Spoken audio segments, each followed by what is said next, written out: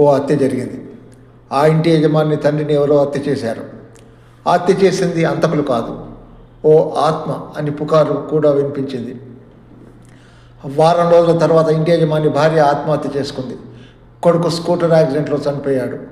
ఈ సంఘటనతో పిచ్చెక్కిన ఆ ఇంటి యజమాని ఆ ఇంటిని అలాగే వదిలేశాడు, ఫర్నిచర్తో సహా. ఒకరిద్దరు సాహసించి ఆ ఇంట్లో అద్దెకు దిగి నానా అగచాట్లకు గురై పారిపోయారు. మరొకరు ఆత్మహత్య చేసుకున్నారు.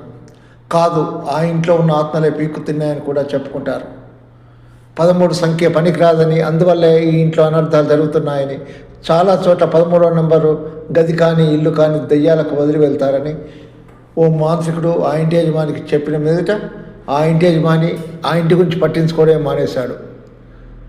చాలా హోటళ్ళలో 13వ నెంబర్ ఉన్న గదిని తీసుకోవడానికి కస్టమర్లు ఇష్టపడరు. కానీ ఎవరో ఒక వ్యక్తి ఆ ఇంటి యజమాని ఒప్పించి ఎక్కువ అద్దెకు ఆ ఇంట్లోకి